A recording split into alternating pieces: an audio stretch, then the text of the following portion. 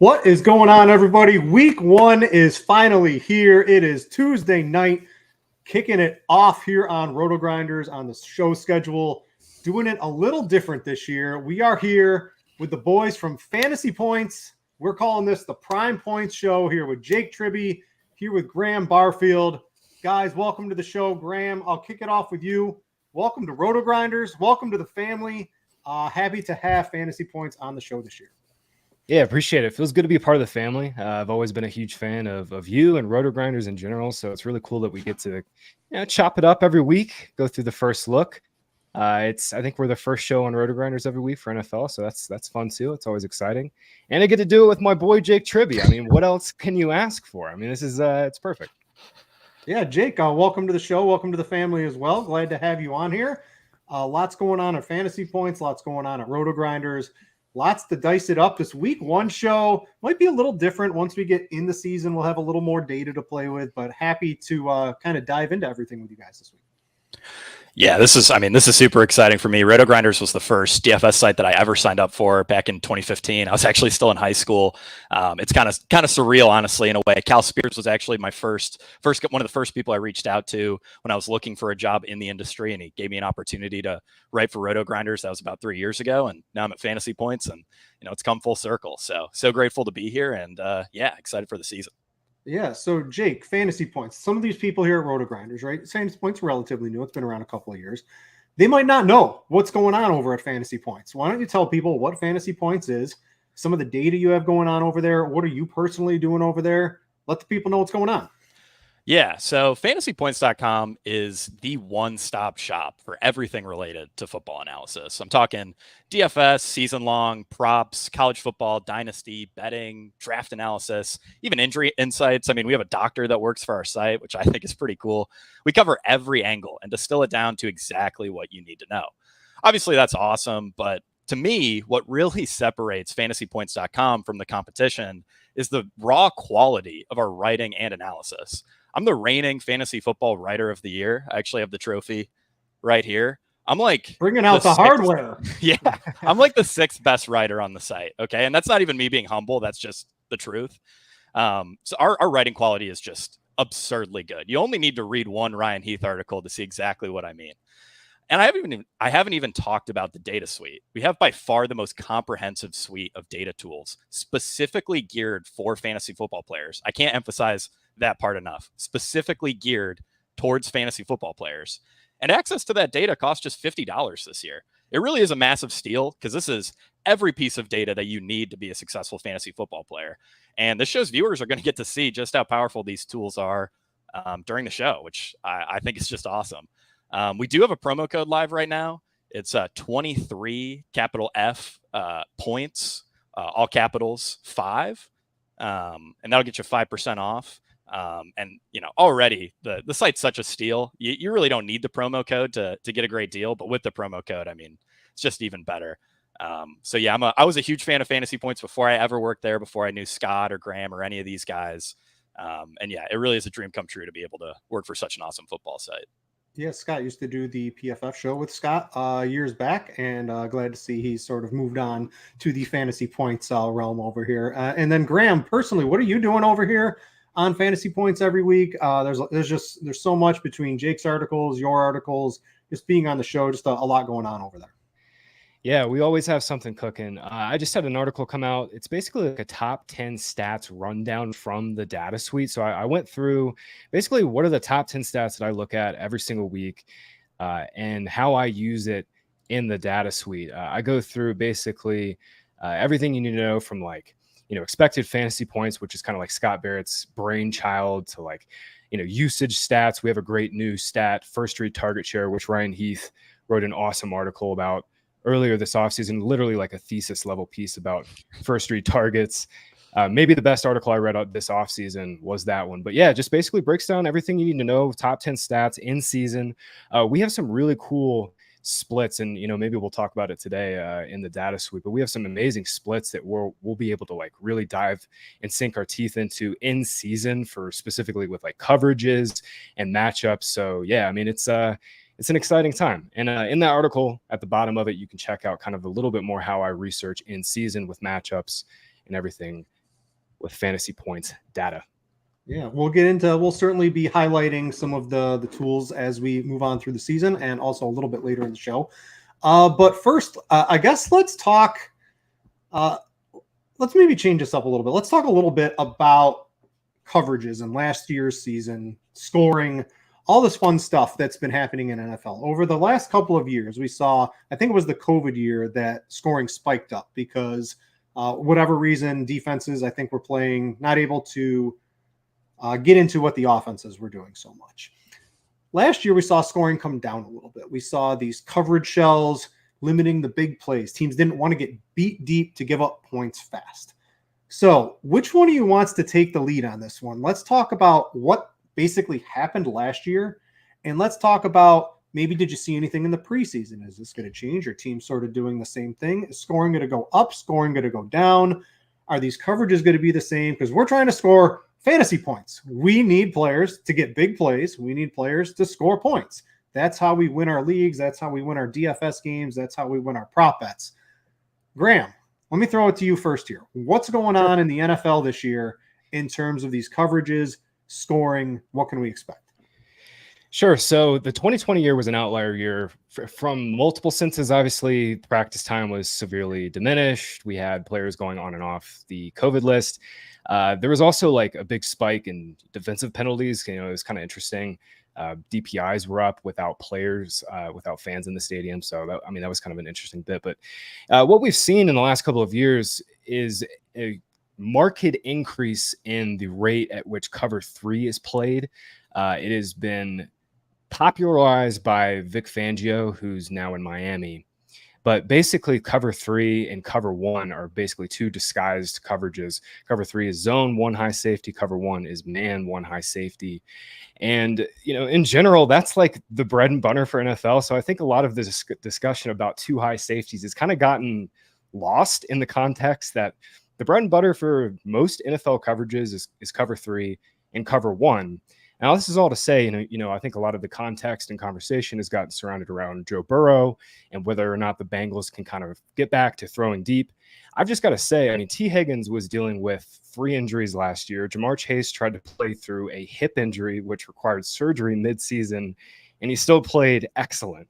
I think some of that, what we saw specifically last season, was kind of like some team-driven stuff, like the Bengals just didn't have their top 2 receivers healthy for most of the season.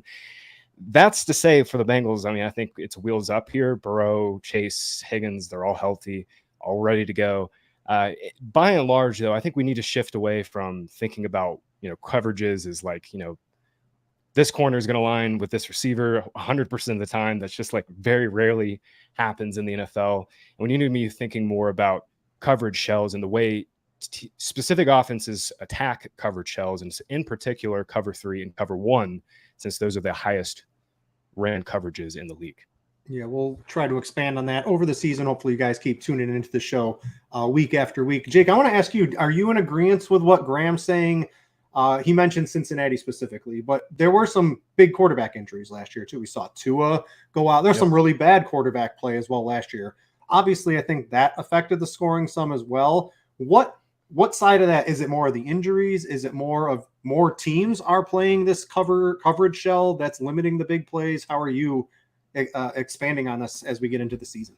Yeah, so I think Graham had some really great notes on that. I actually looked into this earlier today, and I had some interesting findings. So average depth of target has fallen over a full yard league-wide since 2006. And I think it's because offenses have really come around to the idea that turnovers are just a massive win probability killer. And I think we've really seen a big development in like screen game and quick game within NFL offenses, especially. Look at what the Chiefs do. At their passes within 5 yards of the line of scrimmage are, the linebackers' heads are spinning with all the motion and stuff. Also, league-wide yards per carry hit an all-time high last season. League-wide yards per carry was at 4.5 yards per carry. And I think that just comes back to the running quarterbacks. Teams are running the ball more because they have athletic quarterbacks, and that seems to be the most effective way to run the ball. Beyond that, plays per drive have also ticked up a bit as teams go for it more on fourth.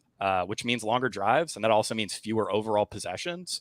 So, you could say if these trends continue, scoring will continue to decrease. At the same time, though, especially from like the coverage angle, these offensive coordinators and these quarterbacks spend their whole time trying to figure out how to beat the coverages they get fed the most.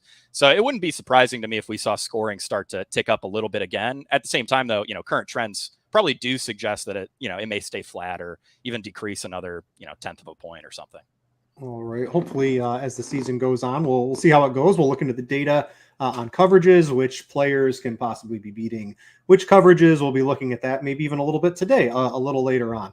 But I want to get to, we're calling this our stand segment. We're going to do this basically every week. All three of us are going to take a stand, maybe a tease for something a little bit later on the show. I'm going to go first. My stand I'm taking, I think there's a game out there that the sports books, Vegas, whoever you think makes these lines, they're way too low on the total. There's some ascending offenses against some league average at best defenses, and this total looks way too low. I'll get into it both from DFS and sports betting in just a little bit. Jake, let's go to you. What's your stand for the week? Yeah, so I think everyone is going to be way too low on Anthony Richardson in week 1. Even early in the season, first month. This is the most athletic quarterback of all time. He's going up against a Jacksonville defense that ranked as the 7th softest schedule-adjusted matchup against opposing quarterbacks last season. I mean, I wouldn't be surprised if this dude absolutely crushed for fantasy immediately, especially with Jonathan Taylor sitting out. I'm sure we'll talk about that a little bit more later. But yeah, that's going to be one of my big stands for the first month of the season, probably. Graham, what are you coming in firing out on for week 1? Yeah, big stand for me will be taking the opposite quarterback I think most people are going to be on in Browns Bengals. I mean, that game's the 3rd or 4th highest total on the main slate. I think 3rd, 4th highest total on the overall slate. Deshaun Watson, we'll talk a little bit more in the DFS section, but that game has some underrated upside, and I think Deshaun Watson will get back to scoring like a top 8, top 10 fantasy quarterback once again this season. All right, you mentioned the DFS segment that is coming up right after this. I got to tell you a little bit about our friends over at Ticketmaster. More memories are made when you're there for live NFL action. And when you need tickets, Ticketmaster's got you covered. As the official marketplace of the NFL, Ticketmaster gives you more ways to find your perfect seat. Their interactive seat map gives you 360-degree previews of your section to make sure you have the best view of those pivotal plays. And if you change your plans, Ticketmaster gives you more flexibility to sell or transfer your tickets. Plus, mobile tickets make getting in on game day a breeze, and you can even customize your Ticketmaster app to rep your team's colors.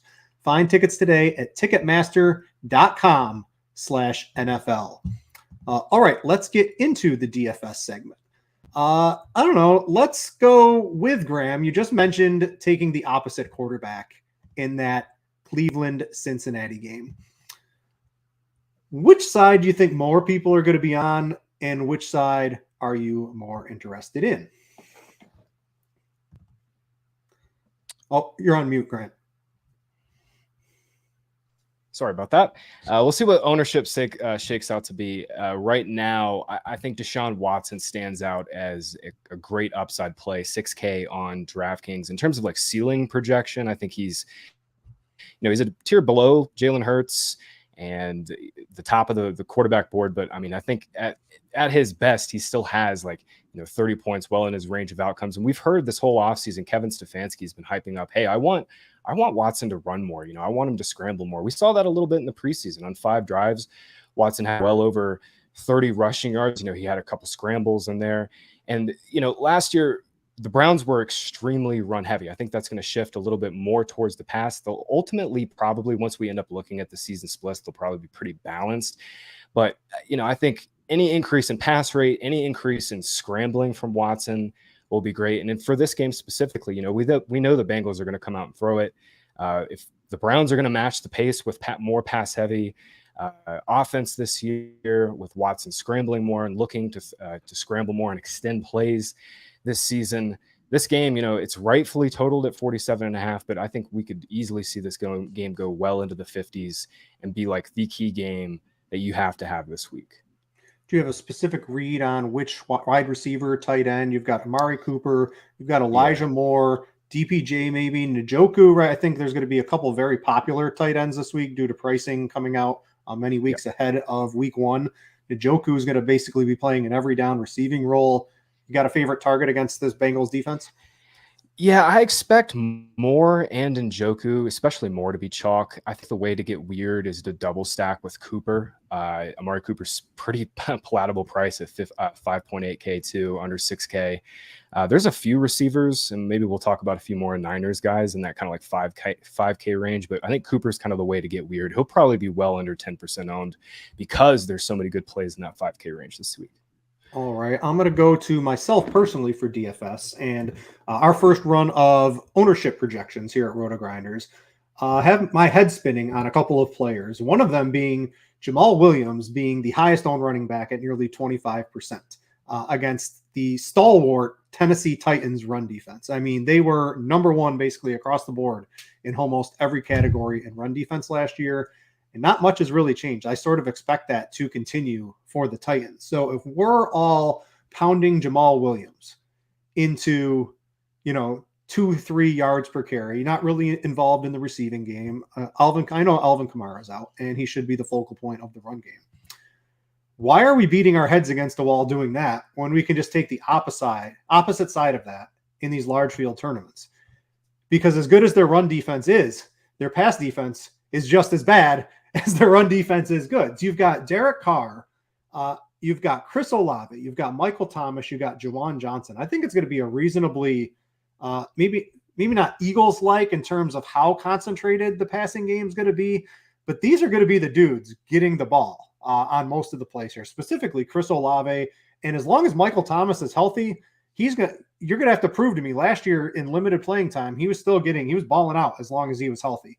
You're going to have to prove to me that he's either washed or he's injured before I'm going to have little interest in him, especially in large field tournaments. So as a contrarian play, if these ownership projections hold, and I think Jamal Williams will be reasonably popular as long as more guys don't get hurt in practice like Travis Kelce today, I think Stop it. maybe taking the opposite side of that. We have Derek Carr around 5%. I'm looking at Chris Olave. I can just bring them up here on Lineup HQ. Chris Olave at 15%. So I think his price tag at 6.5K in the mid-tier does look pretty good. But Michael Thomas is 5,100. Shaheed could take a deep, 3 receptions, 90 yards, and a touchdown for Shaheed in the dome. That plays at 3,700. You've got Juwan Johnson, 3,900. A lot of people are going to be playing sub 3K tight end. So that will differentiate your lineup a little bit. Jimmy Graham caught the preseason touchdown. Don't really think it's going to be him too much. You do have to worry about Taysom Hill scoring a touchdown here and there. He's 3,700. Probably not too interested in him. But I think it's going to be a very concentrated passing offense. And I'm much more inclined in the tournament fields to maybe, move against that Jamal Williams ownership in an attempt to ride out the passing game from the Saints. So that's an early week take for me. Jake, what are you looking at from a DFS perspective as early as we are right now on Tuesday? Yeah, Britt, I just wanted to say that I love that call. Tennessee gave up the most deep receiving yards last year. Chris Olave, 5th in ADOT, 5th in air yards per game. He could absolutely blow up. He was also the only player who ranked top 10 in air yards per game who did not have a 30-point fantasy performance. So the big games are coming for Olave for sure. But the main game that I'm looking at this week is the Jacksonville-Indianapolis game. I already mentioned Anthony Richardson as a guy who I think is a great play. The RotoGrinders ownership projections have him under 3% owned. For the most athletic quarterback of all time, that could be the best it ever gets at what's his price? 5,600. This might be the ultimate buy low spot on Richardson. And if it's not, it's probably one of these games in the next few weeks. You also have a ton of great salary saving options. Deion Jackson is super cheap. And he's expected to carry the load this week with Zach Moss, still dealing with that broken wrist. Alec Pierce is super cheap. Alec Pierce had 45% of the Colts deep targets last season. And Matt Ryan had the second worst accuracy behind Zach Wilson on deep passes last season. That's according to the lovely Fantasy Points data suite. So yeah, I absolutely love this game. I also think there's a lot of good opportunities on the Jacksonville side of the ball. I don't think a lot of people are going to want to pay up for Calvin Ridley. There's some uncertainty in regards to what his exact role is going to be. And yeah, he's only projecting for about 6% ownership with you guys. So I really like him as sort of the run back if you are stacking Richardson. And yeah, like guys like Etienne, Christian Kirk, Evan Ingram are all, pretty solid plays. I could certainly see this game shooting out. And, I think if it does, Anthony Richardson could score just a ton of fantasy points. So yeah, I'm going to be all over this game in week 1. Yeah, he's Cam Newton, but even theoretically much more athletic, faster, bigger, stronger. We'll have to see how it plays out, but I like that call. And what's Calvin Ridley's role? His role is going to be awesome. That's going to be his role. I expect him to basically come out and as long as he's not joining us in the sports betting ranks anymore, I expect him to have a very nice NFL season kicking it off in Indianapolis in the Dome. A lot of Dome games week 1. So I like Ridley quite a bit. Olave at 15% ownership, Ridley at 5% ownership.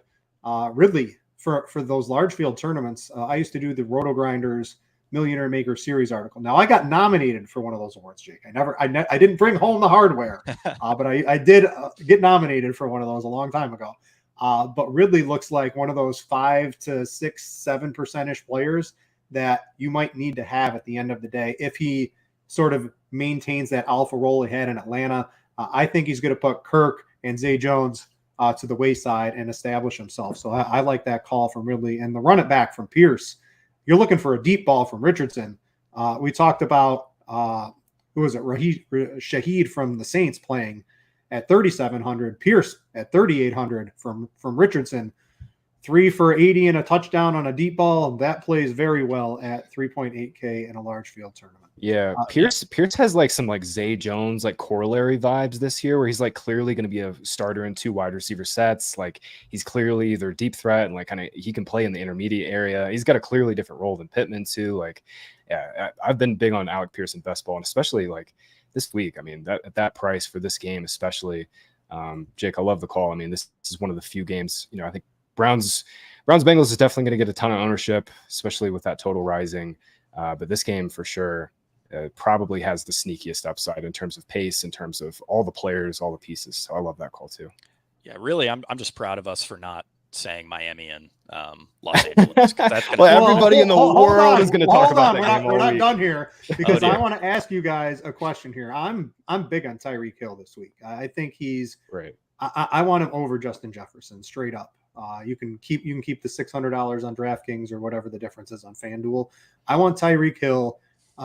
Tua had a horrific game against the Chargers last year, and I'm throwing that out. He had 17 concussions by the time that game was played. I'm not really too concerned about that. He's coming into this year healthy as far as we know, and Tua to Tyreek Hill. Tyreek is the clear number one. As good as Waddle can be, Tua is going to throw it to Tyreek Hill 13, 14, 15 times in this game. If this game's going to shoot out, I want Tyreek Hill.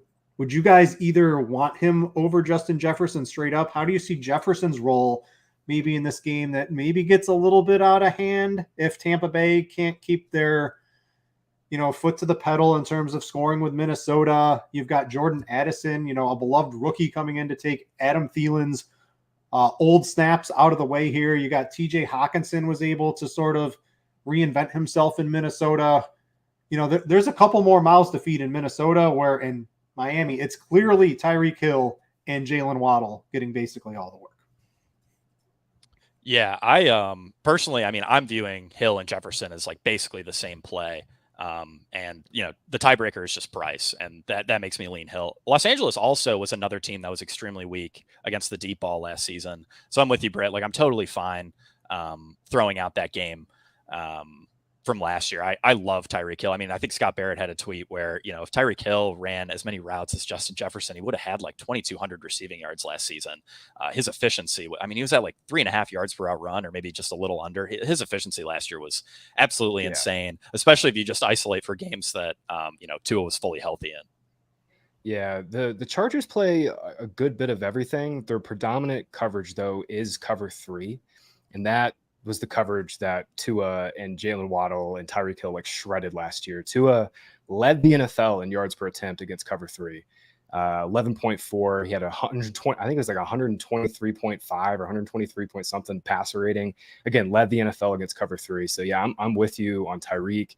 And then obviously you mix in the fact that this game has the chance to go nuts. You mix in the fact that Jefferson potentially is in a slower game with the team that might struggle. We have. I don't think we're going to talk about that game, but real quick, Brian Flores is going to absolutely blitz the living daylights out of Baker Mayfield on that game. I think that game probably goes under. So yeah, everybody's going to be on Chargers Dolphins is the clear top game, and it's obvious why. But yeah, Tyreek is the wide receiver one is not spicy at all. I think it's just the right take. All right. If you like anything you saw here on the RotoGrinders screen here, and you aren't a RotoGrinders premium subscriber already, let me tell you about this. You can get NFL is already here, and we're more ready than ever with our team of experts and suites of tools. You can let RotoGrinders handle the legwork so you can work less and win more this NFL season. You can get access to everything we have to offer at a special discount available only to those without a RotoGrinders subscription already. You can get a full season sub for $50 off at a limited time only price of $375. You can go to rotogrinders.com for more information on that. And I can tell you articles, the shows, lineup HQ, the projections, everything is top notch over here at RotoGrinders. Make sure to check that out if you aren't a sub already. All right, here's the time in the show where I want to bring up some of these amazing tools that Fantasy Points has, because as the season progresses, the show is going to be us talking less about random stuff and us talking about the stuff in the data tool from Fantasy Points. So Jake, I want to throw it over to you, and I want to go over the bell cow report with you. This is talking, I know Scott Barrett, back when I used to do shows with him, bell cow running backs. I'm assuming this is sort of an extension of what he used to talk about. What are some things you wanted to talk about? I know you have an example possibly of James Conner I could bring up for you, show some of the people how easy it to use here, but what is the bell cow report? How can we use this for DFS, sports betting, et cetera, et cetera? Yeah, so I mean, the bell cow report is really just everything you need to know in regard to running back usage and production. Every running back stat that matters is in here. And the best part is that there's basically a nearly unlimited number of filters you can use to decipher running back usage in like any imaginable scenario. We're going to keep it pretty simple by just going, second half of the season from week 10 on, looking at how James Conner performed. Because, I mean, you'll see by both usage and production, he clearly dominated. But my favorite part of the bell cow report is that it's just all laid out so simply for you. I mean, you can try to make this yourself in Excel, but it takes a while. Like it's difficult to get this. Plus, you're not going to have expected fantasy points without subscribing to fantasypoints.com. So, it's pretty much pointless to do this in Excel when you can just get it for $50. But it's so convenient. To filter down to exactly what you need to see. So yeah, if you sort by expected fantasy points per game, you'll see Conner really pop. I believe that's all the way to the right, the third column from the right. Conner fourth in expected fantasy points per game in the last 9 weeks of the season. Jonathan Gannon already mentioned that he's very comfortable with Conner as the team's bell cow. You look at the rest of that running back room, it's a total disaster. I'm totally fine with Conner as a play at 6,400 on DraftKings. The only problem, of course, with James Conner is that he plays for the Cardinals, and the Cardinals might score like 4 touchdowns all season. So that's probably the only hole you could poke in that. But his usage is just simply incredible. And like I said, I mean, this is everything you need to know about running back usage. When I first started at Fantasy Points, Scott Barrett used to email me Excel sheets that basically had this, but they didn't have the filters, and now it does, and it's public. It's so awesome. So yeah, absolutely love the bell cow report. It's going to be one of the main things I look at every week. Yeah, in the best ball streets I didn't dabble in those this year. I had a baby last year in my life. I used to be the 1,000 best baller leagues, and I did literally 0 this year because I just don't have the time for it. Are we worried about Conner? Not week 1, but like week 16, can we count on James Conner if this team's 1-14 and doing everything they can to lose Graham? That's the argument against him. I think that's the part of the whole point is ADP is where it's at. I mean, I've had him higher than ADP all offseason. I know Jake has too. It's kind of baked into price that he's going to miss games, but just like Jake says, I mean, I chase volume. That's like the number one thing I look for with running backs. And yeah, I mean, Cardinals aren't going to be very good this year, but Conner's probably not going to come off the field at all. This week, he's an interesting leverage play. I mean, Washington is going to be by far the highest defense. So yeah, I mean, if you wanted to get weird and play like a one-off Conner, fade Washington D, I think that's fine. But lots of good running back plays this week. I don't know if we've had to go to Conner, but yeah, I'm with Jake on Conner for season long this week for sure. All right. I want to go to you, Graham, on the running back and wide receiver efficiency report. Even more stuff in here. And there's like 10 or 15 different things in the dashboard you can go to. These are just a couple we're showing to you. As we get more data in the season, we're going to spend a lot of the show digging through this and showing you guys. I mean, this is what you want to be able to understand who the plays are that you're going to want to use in fantasy, the guys you're going to want to target in sports betting, all of that fun stuff. What can we glean from the running back wide receiver efficiency report, Graham? Yeah, so this is just like the best one-stop shop for every efficiency metric that matters. I spent a ton of time this offseason digging into like, which fantasy metrics correlate best to certain advanced metrics. And in general, just like for receivers, yards per route run is like by far the best efficiency metric. And then like you were mentioning, oh, by the way, we have like these crazy, insane filters. If you click the left-hand side where like that drop-down's at, click advanced filters or more filters there. That'll get you there. Go down to play, Brit, and then scroll down to defense. It'll be kind of near the bottom. This is where you'll be able to find basically all the coverages that you would want to see coverage scheme right there. If you're looking for like, let's say this week, the Patriots and the Eagles game, you're researching that game, right? The Patriots play a lot of cover one man. They play a lot of cover 2 man. You could go in there and you'll find, sort through the Eagles receivers, see how they performed against those specific coverage shells. This will be a huge game changer during the season. You can find any of these efficiency metrics also in advanced rushing, advanced receiving. That's like the mainstay pages. But just for this is like the best catch-all spot for runners, for receivers. We have, yards after contact, missed tackles forced, charted data, proprietary data for the last 2 years. So those are the 2 best running back stats. We have, of course, have them right there in your disposal. Easy to filter through, go through. So again, this is the running back receiver efficiency report. Definitely the best catch-all spot for any of the best efficiency metrics. And again, we've curated all the ones that matter. So any noisy stats that don't really matter, don't really have any correlation to fantasy points or any correlation at all for our game, we left them out. So these are all the best efficiency metrics that you need to know. And we brought up the Eagles specifically. A.J. Brown, versus those coverages, had the most yards in the league last year. Might be relevant to week 1 seems okay or something like that. I've been hammering him. I think Underdog had his line at 63.5 yards for this for a while. So needless to say, there's many tickets on good old Underdog with 63.5 A.J. Brown yards on there. I think it's bumped up to 68.5 now, which I'm fine with as well. I think most projection systems have them well over 70 currently. So just a couple of the tools at Fantasy Points, again, in season as the NFL season progresses. We'll be digging into these more and more, finding out the stats that actually really matter to Fantasy Points, because that's what we need to win $1 million. That's what we need to win our bets and all of that fun stuff. So happy to have access to this and to be able to share it with you guys on a weekly basis. All right, let's get to some sports bets. Not everybody has access to sports betting. It's in not even most states really anymore.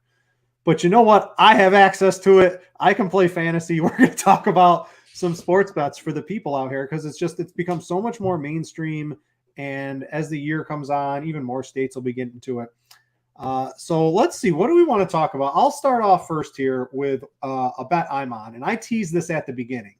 An offense, I think, a game I think the total's just too low on is the Packers and the Bears. I've wrote this up on Scores and Odds. That's the sports betting site here at RotoGrinders. If you wanted to bring up the screen share, that'd be great. You get a look behind the premium here. But like Jordan Love, right? Look pretty good in the preseason. Do the Packers, is it unfair if they get to go from Brett Favre to Aaron Rodgers? And like if Jordan Love's good, like it's unfair, right? They shouldn't be able to do this decade after decade. But he looked good enough in the preseason. The Bears defense, league leading 27.2 points per game allowed last year. Now it's probably going to get a little better simply because they were so bad, but they're not going to move to the top half of the league. They're still going to be a pretty bad defense this year. Justin Fields, another year, right? They started unleashing him at the end of the year. He didn't really run the first half of the year. He's going to run the whole season. They get DJ Moore in a trade. He's going to be a clear number 1 wide receiver target. This is at 43. I don't understand why this total is so low in this game. Neither defense is great. Both offenses, I think, are going to be better than expected. This is my favorite bet of the week as it stands right now. I teased it at the open. Packers Bears over 43. Quick thoughts from either of you. Are you guys for or against? On the fence, what do you guys think? I'm with you. I'm with you on this game. I think in general this year, I think the Packers are going to play faster. I think some of their pace last year and in previous years was Aaron Rodgers. So, Packers playing a little faster would be a huge help. Obviously, Justin Fields has the ability to break any game. And Britt, we'll talk later about some props and picks. I have 2 overs from this game, so I'm definitely with you on especially some of the pass catchers in this game. All right, let's get to Jake. Jake, give me one of the bets that you're on this week. Yeah, so one of the bets that I like is Carolina plus 3.5 at Atlanta. You can get that at minus 108 over at DraftKings. I mean, to me, this really just comes down to quarterback play. Atlanta quarterbacked by Desmond Ridder. Carolina has Bryce Young. I mean, sure, you could argue Atlanta is overall the better team, but I'm just extremely bearish on Desmond Ridder. This line doesn't make a whole lot of sense to me. I mean, I think at the very least, it should be closer to a pick 'em. Yeah, big fan of Carolina this week against Atlanta. It looks like plus 3.5 at minus 108 as we stand live during the show. Looks like the best line on DraftKings. Graham, what's something you're looking at this week? Sure. I have been looking at Eagles 3.5. I got them on FanDuel this afternoon. Mostly 4s out there. I think there's a 3.5 still out there on FanDuel. Last I checked, maybe a couple hours for the show. So it's still out there. It's at minus 115. Listen, I think this line's just the spread's a little low. I've got about a point higher, maybe a point and a half, maybe 5 Eagles. Regardless of Jalen Hurts and the Eagles offense, like this Eagles defense is going to smother the Patriots. The Patriots offensive line was not very good last season. We obviously saw the Eagles, ranked second in pressure rate. They were number 1 in sacks by far. They've lost some key defensive veteran pieces, but I'm not expecting a humongous drop off defensively for them. Eagles were really bad against the spread on the road last season. I think that's a part of the reason this number is as low as it is. But I think there's a little noise in that. So Eagles 3.5 has been one that's kind of stuck out to me. Yeah, I'm going to go next because I think all of us like this Eagles game here. I'm on. Let's see if I can bring this up here on Scores and Odds for all of you. You can get my analysis. I've turned Scores and Odds into my own personal sports betting app for week 1. So I just have an endless supply of bets here. But I am on the Eagles first half money line with the Eagles full game money line. So instead of the spread or the money line, this Eagles offense, this was the bet last year. And I don't really think the Eagles are much different of a team. And I don't think the Patriots are much better of a team outside of they have an actual offensive coordinator this year. And has Juju's knee exploded yet, or are we still waiting for that to happen from the reports I've seen on here? But anyway, I just think the Eagles, right? You said they have this amazing defensive line. They got the league let them get Jalen Carter because he had some issues, and now he's coming in here, and they're just going to rotate extremely amazing pass rushers the entire game at Mac Jones, who doesn't really have too many options to throw the ball at. You look at some of the Eagles statistics in the first half last year, it's mind-blowing. I think A.J. Brown had over 900 yards in the first half of games receiving last year. And, I bet him to his season-long over on yards. I bet him to be the highest yards receiving in the league too, because if they just get a little bit of resistance, I mean, the ceiling is absolutely enormous for everybody on this Eagles offense as long as they're healthy. I'm looking for the Eagles to come out. I'm not looking for a Super Bowl hangover. They just come out and basically they run New England right out of their own building in this one. They're going to win in the first half. They're going to win the full game. It was a bet I used a lot last year. It's a bet I'm going back to until it basically stops working over a number of games. This is going to be one of my favorite bets of the year. You can get it basically plus 105 across many sports books right now. And a little note, check your same game parlays. Instead of the pre-made full-time, halftime full-time line, you might be able to get a little better of a line. Jake, what do you got for this game? It seems like we all want this one. Actually, I think you got some. No, I just changed it. I didn't want to be Okay, I am on the Eagles game, but I felt like we needed just a little more variety. So I'm throwing out Cincy -2.5 at Cleveland. I am just a little concerned about the entire market assuming Deshaun Watson is back to old form. I'm not sure that he will be, and maybe it takes half a season for him to get there. I straight up think Cincinnati's significantly better than Cleveland, especially if you assume Watson isn't his old self. So I like Cincinnati there. I'm also surprised nobody said San Francisco -2.5 against Pittsburgh. I may have that on Scores and Odds. I'm just saying it might be on there. I'm just saying we're very very meshed this episode. We're very in line. I like that. So Graham, I want to know who has seniority here between you and Jake, because he's going against you week 1. Are you able to move this up the chain to get some discipline on him? No, dude, I love it. I love HR on me. Yeah. I'm our HR lead, Scott Barrett, worst HR lead of all time. If Scott's the HR lead, this isn't going anywhere. That's for sure. Yeah, no, I love it. No, I think Watson will return to form. Brown's defense is really good too, man. This will be a close game. A lot of money coming in on Browns. I think 2.5 might be a little low. It'll probably move through 3. So I'm with you on that. I think Bengals will get some money. One last bet for me. Game on Thursday night. You might have heard Chiefs Lions are playing. Maybe no Travis Kelce. Jerick McKinnon's anytime touchdown bet is up to +195 on DraftKings. I think that makes a lot of sense. He scored obviously a ton of touchdowns in their run last year. That will regress, but obviously no Kelce. He's going to maintain a high role in the red zone. Kadarius Toney's missed a ton of practice time as well. I kind of expect Toney to eventually take over like the kind of Jerick McKinnon role in the red zone, but at least for this week, I think McKinnon has some strong touchdown equity. I took McKinnon +195 anytime touchdown this afternoon. I'm not sure if it's still up because of the Kelce news, but if it is, I'd get in on it. Yeah, Graham, are you at all concerned about McKinnon's, like last season we saw McKinnon's usage in the first half of the season was much lighter, especially in the red zone compared to his usage in the second half of the season. Does that concern you at all, or do you think we're going to see closer to what we saw in the second half of last year? For week 1, I think we'll see what we saw closer to what that offense was at the end of the season. Like I said, Toney's missed a ton of practice time. Kelsey's probably going to miss. Pacheco has missed a ton of practice time too. So, McKinnon's probably going to be a big part of the red zone package, at least just for this week. For the season, though, I've been completely out on McKinnon. Like I haven't drafted him anywhere. So I wasn't expecting to bet on Jerick McKinnon week 1, but I saw +195, +200 out there. I thought I'd take a little stab at it. Yeah, I love that. I think that's a great bet. Yeah. All right, let's get to some of those who maybe you're not in a sports betting state, but you can play the fantasy pick'em sites, sort of like a Prize Picks and Underdog. There's a couple others out there as well. If you ever wanted to sign up to those, just check out RotoGrinders. There's links to join any of them and plenty of content as well.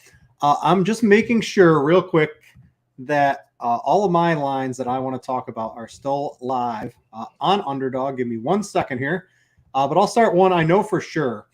Najee Harris. So this is on Underdog. It's a 3-pick. Najee Harris under 52.5 rush yards. So the thesis behind this is I believe San Francisco only allowed 59 rushing yards per game to running backs last year. And if we're expecting Najee Harris to get 52 of those 59, I don't know, call me crazy with this, maybe not a full split workload with Jaylen Warren, but maybe Warren gets a little bit more work. Maybe the San Francisco defense is a little weaker this year, but that's a healthy line against a very, very good defense for Najee Harris. I'm going to take the under. I don't know if sports. I know I saw a couple Sunday sports books prop lines coming in. I don't know if one's come in for Najee Harris yet, but that was 52.5 on Underdog. That is, he's at 49.5 now. Maybe the sports books have come out on that. I would still take the under 49.5 on that one. I'm pairing that with Aaron Rodgers, who is sitting at 234 passing yards on Underdog. I think that's a little low against the Bills as they open the season. I mean, he's got Garrett Wilson. He's got his boys, Alan Lazard. He's got Randall Cobb in there. He's got Breece Hall out of the backfield.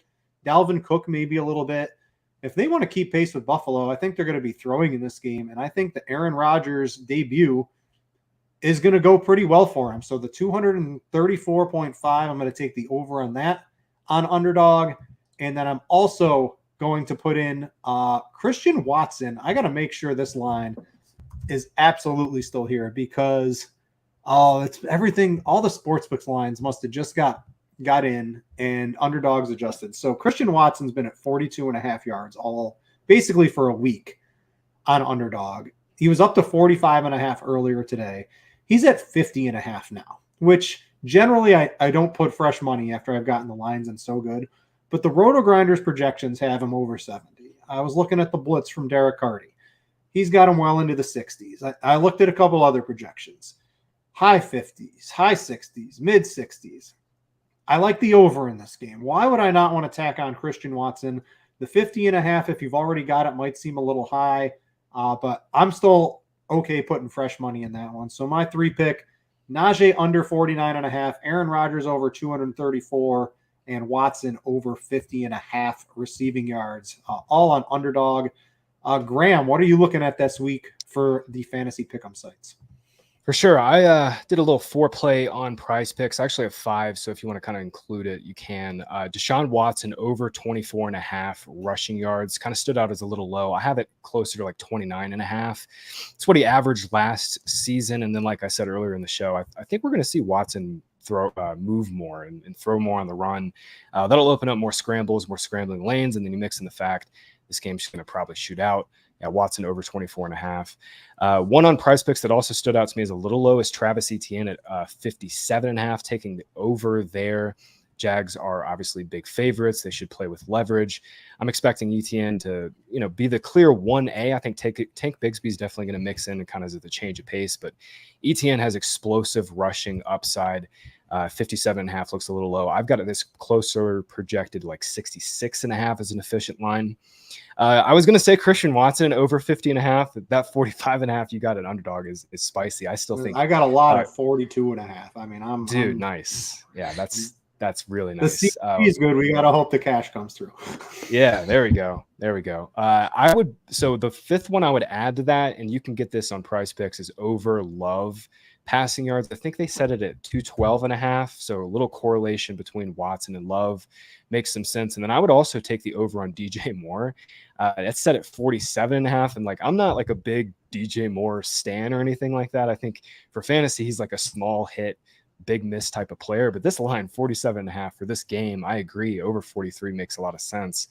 Over 47.5 on Prize Picks for DJ Moore. You can kind of mix in Watson and Love for a little correlation play. And again, kind of mix in another angle into Brits over 43 play.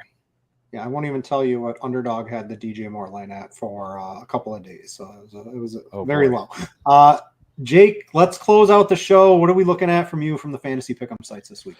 Yeah, first of all, I want to say love the Christian Watson pick. That number is just ridiculous. But I got TJ Hawkinson over 4.5 catches. I mean, you look at his volume to end last season, he was 90% Travis Kelce. I mean, sure, you could argue Jordan Addison is going to steal some volume from him, but generally we see rookie wide receivers get off to a slow start. So that's not something I'd be too concerned about until maybe week 3, week 4. Beyond that, love Gus Edwards over 32.5 rushing yards. These are all over at underdog, by the way. The Ravens, they're playing Houston, one of the worst run defenses in the league. Gus Edwards and J.K. Dobbins both rank top 20 all time in yards per carry. Combine that with a spread offense, which generally increases rushing efficiency. I mean, Gus Edwards might only need 6 carries to hit this number. J.K. Dobbins, obviously reoccurring knee issues, the whole contract situation. I wouldn't be surprised if this was closer to a 50-50 rushing split than some may think. And then I got Brian Robinson over 53.5 rushing yards. Commanders are favored by 7 points here against Arizona. I just think game script is going to be so in Robinson's favor. And when you look at, last season, I mean, Graham, I know you had a tweet about how Robinson's efficiency increased, once he fully recovered from that gunshot wound, obviously horrible. But also, the rushing split between him and Antonio Gibson was heavily in Robinson's favor. I mean, he crossed that number even in the games he played with Gibson almost every single time in that second half of the season. So yeah, love all 3 of those bets. Really banking on my workhorse non-pass catching running backs to get there in positive game script this week. Yeah, and if you want to fade Jamal Williams, Brian Robinson's the same price on DraftKings. And at 12.85, these are very early RotoGrinders projections. 48 yards, but I'd take the over on 13 rush attempts for Brian Robinson in this game, right, Jay? Yeah. Oh, yeah, for sure. I think I would take that as well. So I hope you guys enjoyed the Fantasy Points Prime Points show for week 1. Again, as we get through the season, it's going to be a little bit more data heavy as we use some of the tools at Fantasy Points to really dive into not just what happened the week before, but what we can try to expect on the current week as well. Jake Tribbey, you can find him at Jake Tribbey on Twitter. Graham Barfield, you can find him at Graham Barfield on Twitter. I wish mine was that easy. I am Brit_Devine on Twitter. Some girl in Texas, Brittany Devine, I want to buy your Twitter handle. I don't want to have an underscore anymore on mine. You've never tweeted in 400 years. I don't know how to find you, but I would like to change my Twitter name. But anyway, that's a whole nother story. I had a great time, Dyson, chopping it up with you guys. Can't wait for the whole season on the Prime Point show. Jake, any final words? No, I mean this has been awesome. So cool to be able to do a show on RotoGrinders. I will certainly buy a new camera so that I don't look like I'm in a 1950s television next week. This looks, I mean, I think it's just fine to me. Graham, You look great, man. Yeah, I appreciate that. Thank you, guys. After he dunks on you, you're supposed to tell him he looks horrible. I set it up for you to throw something at you. Oh, sorry, Jake. I hate you now. I'm supposed to hate you. I've been told to hate you. The powers that be have told me to hate you. I've been doing so well. Yeah, you were. Graham, any final words? It's been real fun doing the show with you guys this week. Yeah, for sure, man. Week 1, it's crazy. Got a start-sit column coming out. Jake and I will be with our guy Scott Barrett on Friday nights, baby. Friday nights. Set your timer. Cashing points. Graham Barfield, Jake Tribbey, Scott Barrett. Gonna be a great time. That will go live, I think 7 Eastern, 5 Mountain. I have to do everything -2. So yeah, 7 Eastern.